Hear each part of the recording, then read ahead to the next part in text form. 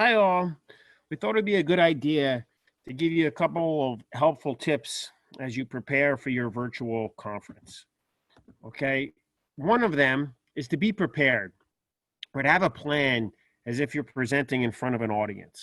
Okay. What that means is have various tabs open or documents open, which you can refer to as you are recording your particular document. For example, I went ahead and I copied some information from the internet regarding man-to-man defense. Okay, I put them into a Google document. Here you can refer to some of the points that you want to get across to your audience.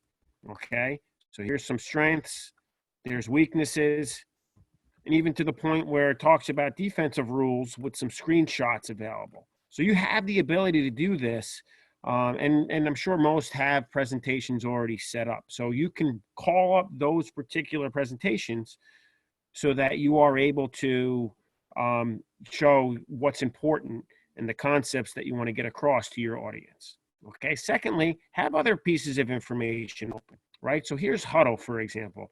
Huddle is a video editing software that I have for a football program.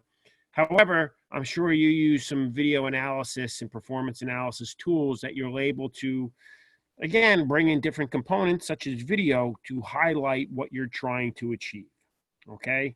So if I were to press on play, I can put various annotations, I can stop, I can call to actions, really to highlight some of the things that you want to bring about. Lastly, you can bring up a whiteboard, right? So here's a particular play where you can, make your annotations, bring up how a defense would look, or your man-to-man defense, and go from there. So a simple whiteboard works as well, and combining all three can make your particular virtual conference, one that is well received by your audience.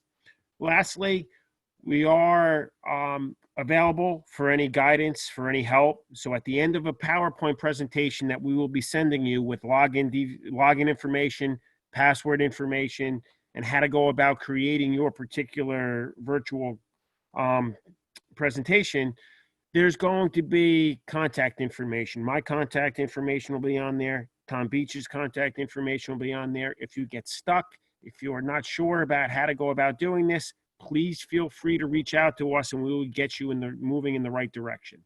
Okay. And we hope everyone is safe. We hope everyone is healthy, and good luck with your presentation.